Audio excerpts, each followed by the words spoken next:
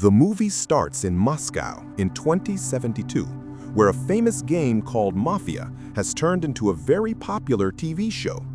There are 11 people in the game, 9 citizens and 2 Mafia members. The players have to vote for people they think are Mafia members. And after each round, the Mafia might choose a citizen to kill. The team that wins will get $1 billion, which they will have to share with the other candidates who are still alive. In the meantime, those who are eliminated will have to face their worst fears in a simulation and die in a horrible way. The MC then announces the 57th season of the game and starts to introduce the players. The first person is Luca, an 85-year-old billionaire who entered the game because he was bored with his life. His 4 spoiled grandkids are hovering like sharks, waiting for him to die so they may get his money. But if Luca dies in the game, they won't get a single dime. His family is rooting for him to stay alive. "Grandpa, I'm going to buy V-Bucks." With that money, buy some skins. Fuck you, kids. The next player is Eli, a 38-year-old guy who says he has nothing to lose because he has cancer and will die in 3 months. He played the game to make money for his family, even though his wife begged him to spend his dying days with them. The MC then reveals the 3rd and 4th contestants, who are actually inmates who have just been released from jail and are there to play to get their freedom back. Ivan, the youngest, is 18 years old and says he was wrongly accused. Butcher, the other prisoner, is probably not innocent. He looks like a tough guy who is set on getting back at the people who hurt him. After they introduce themselves, each contestant speaks one at a time, swearing that they are not mafia, but harmless civilians.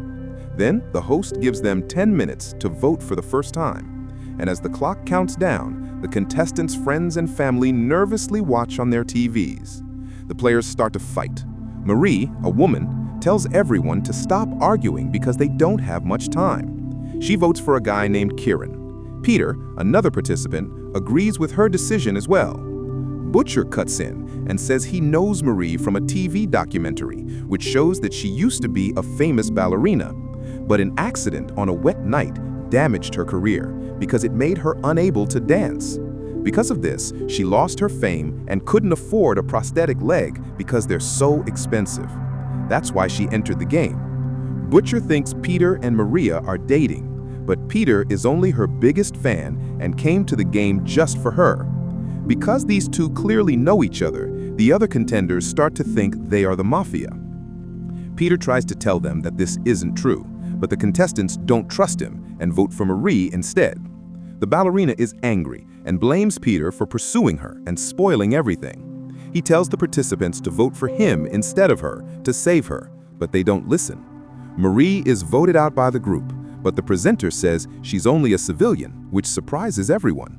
Her chair starts to move towards a black sphere that is hanging over them a few moments later. The sphere eventually eats her. Marie shows up in a simulation and finds herself in the woods on a rainy night. Because of her accident, she is now terrified of rain and thunderstorms. She rushes into the woods in fear, and in a last-ditch effort to get away, she jumps from a cliff. Sadly, she gets hit by lightning while she's in the air and dies a horrible death. Her body turns to ashes right away, shocking the other contenders and the crowd, and some of them even becoming a little excited. The host is upset when he sees this and adds that just because 2 people know each other doesn't mean they're in the mafia. Next, the 2 mafia members need to choose a civilian to kill. It's dark again. When the lights come back on, we find out that the mafia has picked Butcher to die. The host talks about his past, and it finds out that he isn't afraid of anything. He only says he doesn't want to die like an idiot when he's with idiots, which is why he'll die live on Instagram.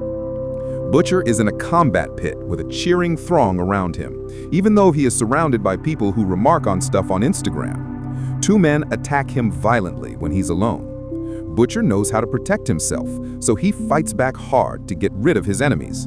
But they keep going with their lives and their attack. Butcher ultimately beats them for good after a lot of hard work, and his fellow inmates in real life celebrate the win. He might live, but as he steps back, he trips over an iron bar that goes through his brain, killing him in a stupid way. The players have to vote again in the second round, But this time, they only have 8 minutes to do so because the voting period gets shorter with each round. Constantine speaks forward and says he knows who the Mafia is. The host tells us about Constantine's past. His brain possesses a rare abnormality that lets him glimpse the future. What? Why? What?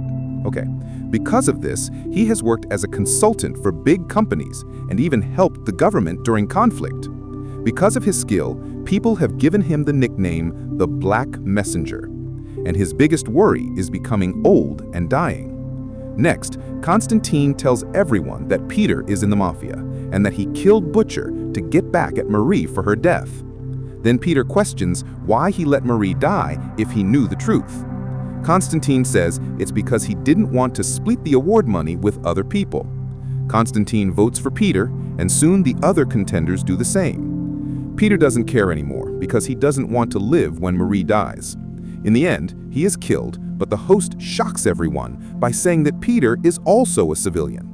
The chair starts to take them up into the sphere, and not long after that, Peter wakes up in the middle of a huge ocean. This is definitely my fear. He's afraid of water, it turns out.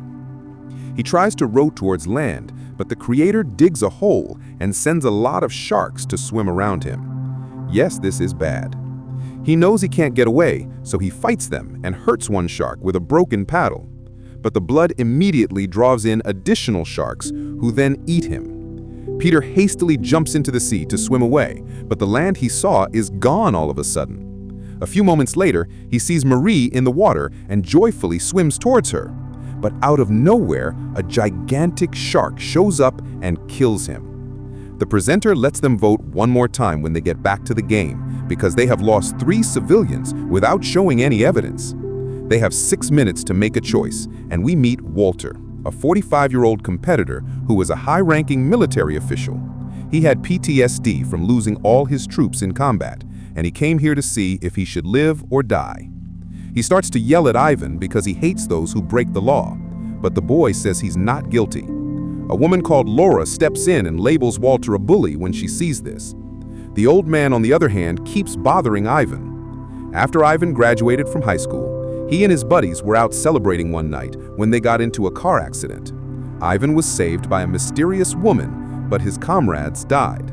Because of this, the boy's parents sued him in court for the killings of their son. People who saw it said Ivan was driving, but that wasn't true. And it comes out that the boy's biggest fear is going to jail and dying there.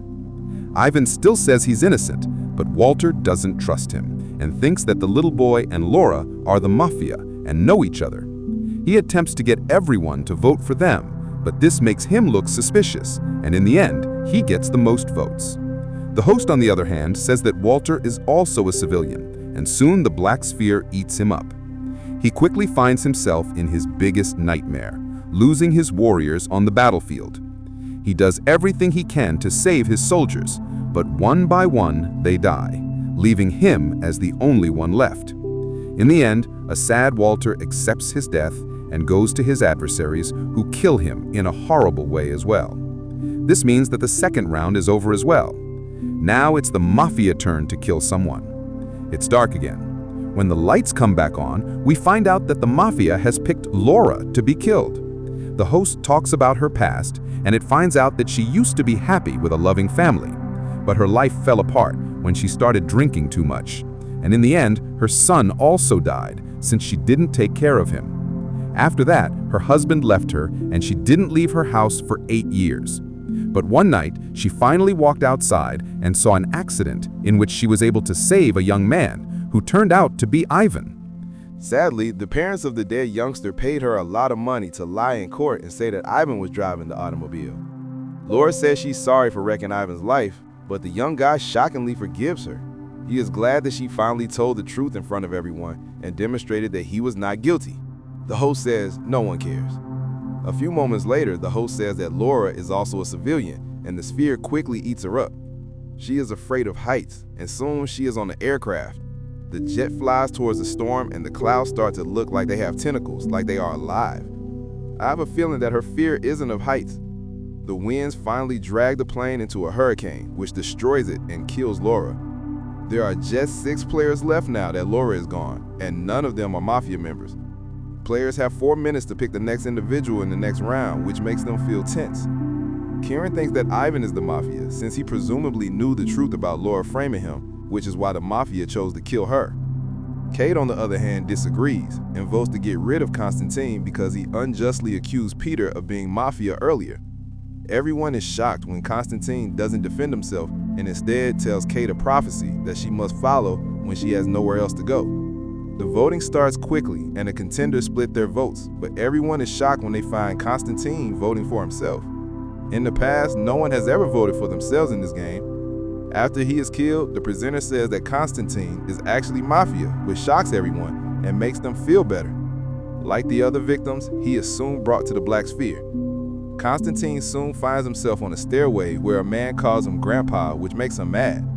He then looks in a mirror and is terrified to discover how quickly he is becoming older.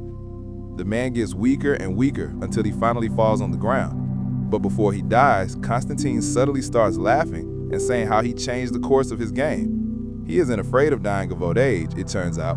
In reality, it's what he wants most. He is still dead though, and he never got to be old. But the host doesn't care what he says and starts the game again. This time, the Mafia has to pick someone to kill. The lights go out again, and when they come back on, the host says that Ivan is the winner. Kate feels terrible about the little kid who has an entire life ahead of him. But Ivan doesn't care and is glad that he was able to show the audience and his mother that he was innocent before he died. The host then says that Ivan is not a soldier, and shortly he is taken to the Black Sphere. The youngster soon ends up in jail, where the guards take him to be killed. But Ivan sees his mother on the beach, and she gives him the strength to face his end. The officers at the jail eventually shoot him, and everyone in the crowd is unhappy over his death. Now that everything has happened, there are just 4 players left: Kate, Karen, Luca, and Eli. The host gives them 2 minutes to vote, and things get tense as people start to argue and accuse each other of being Mafia. Eli thinks Kate and Karen might be in a love relationship because they tend to look out for each other. We learned that Kate and Karen met at a pub one night before the game, through a flashback. Kate told him all her secrets, like how she grew up in an orphanage without parents, and it turns out they really hit it off. Hey, save that steamy talk till later. They had a great time, but they didn't know they would meet again in the game. Karen says they're not plotting anything right now, but Eli and Luca don't believe him. Kate, on the other hand, has had enough of everything and won't vote because she doesn't want to be responsible for someone else's death. Their time to vote runs out, and since they didn't make any choices, the game has to pick a random individual to be kicked out. Kate is the one that ends up being the one, yet she is also just a regular person. Her phobias come out, and they are heights, sneaks, and deserts. Then her chair rises to enter the Black Sphere, and Karen, who was in a panic, leaps out of his chair to help her. Don't take her to the big sandy in the sky. Because of this, the sphere eats both of them, and the host is shocked because this has never happened before. Kate and Karen quickly find themselves in a location where there is only glass under them. Karen tells her not to be scared, but soon the floor starts to break. The two rapidly rush away, but they have to jump and fall into a hole. It's amazing that the two are still alive, but they're stranded in a huge desert. They start to look for a route out when Kate sees a triangle of light on the cliff and remembers Constantine talking about it. They think that must be the way out and go towards it, but then Kate's other phobia, a giant snake, shows up and starts after them. Somehow they got away from the snake, but things became worse when they saw a huge lava creature moving towards them. Kate's worries are silly. They both know that they're not just facing Kate's anxiety, but also Karen's. She asks him what scares him the most, and he says it's losing her. Then he tells her to hide while he fights the creature, but he gets hurt badly in the process. Karen sees that the monster's body starts to burn as it steps in front of the light triangle during the combat. He quickly figures out that the creature is afraid of the light and sees a triangle hanging around his neck. Karen then grabs the pendant and shines his light on the monster, which eventually burns it to ash. Kate and Karen then see a stone with faces engraved on it. One of the eyes is missing a triangle. They put the pendant there. After that, the place starts to shake and suddenly they are at a bar. A few minutes later, they see a mom giving her kid to some staff in the room. Kate suddenly understands that this is the orphanage where she grew up. She also said that one of her biggest worries is finding out why her mother left her. Kate, you have too many fears. Choose one. She starts to cry, but Kieran tells her that what she sees isn't true and that she needs to be strong. Then, out of nowhere, the things around them start to fall apart and they finally see the game's host. He says the game is done because there is just one mafia member and one civilian left alive. In this situation, the mafia always wins. But the show has a commercial break before it says who won. The host then shocks everyone by saying that he let Kieran get up from his chair so they could live because the audience was sick of the horrific deaths. Instead, they depicted a love story. Constantine was one of his workers who tried to mess up the game, but failed. The host lets the two go immediately, but he angrily tells them not to try to ruin the game. After a while, Eli comes home with $1 billion and says he was the second mafia. He survives for 10 more months before he dies. Luca, the last civilian, does not get any reward money.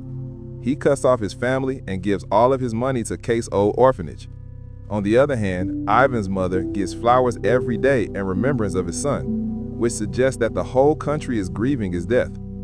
At the end of the movie, Kate and Kieran go to Constantine's tomb and thank him for what he did for them. Kieran is signing up for the next season of the game at the end though.